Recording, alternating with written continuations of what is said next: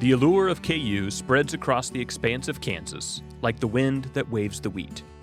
Bill Taylor's love of KU began, like so many others, through the radio waves.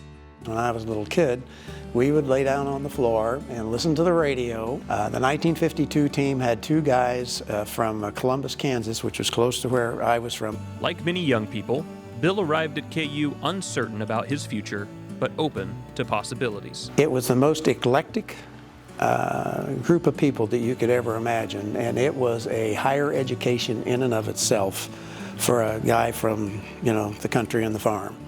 And city kids, rural kids, artistic kids, engineers, business people. It was a real mix. At Alpha Kappa Lambda fraternity, Bill discovered something that would define his life: the power of lasting relationships. In fact, a group of fraternity brothers have gotten together every New Year's Eve and 4th of July for more than 50 years.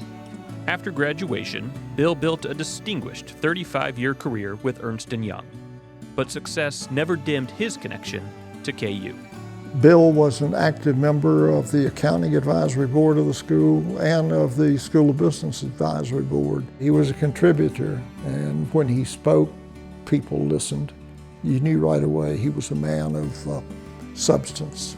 Service became Bill's pathway back to campus, opening doors to a deeper understanding of university life.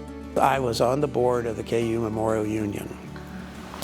And on that board were faculty, administration, students, alumni. And then following that, I was able to be on the Alumni Association board. I think those two things, just got me educated with a little bit of background, and I just enjoyed the environment. Bill has been involved in a number of KU organizations, more than I can think of.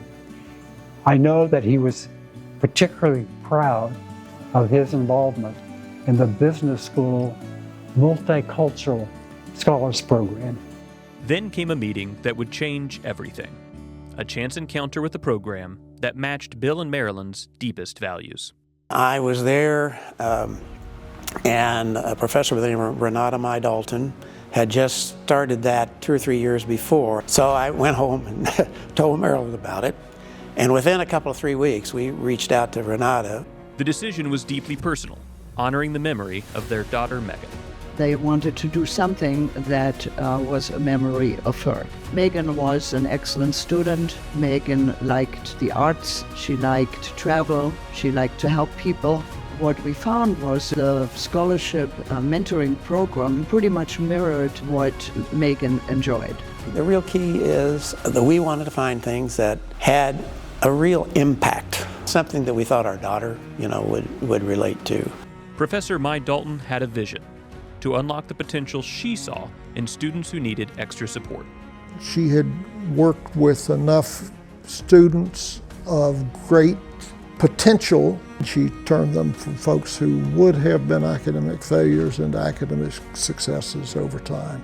By then we were 8, 10 different programs across campus already. What turns out was that all of these data were higher and better than the rest of the university undergraduate groups. Their retention went to the university-wide level pretty quickly.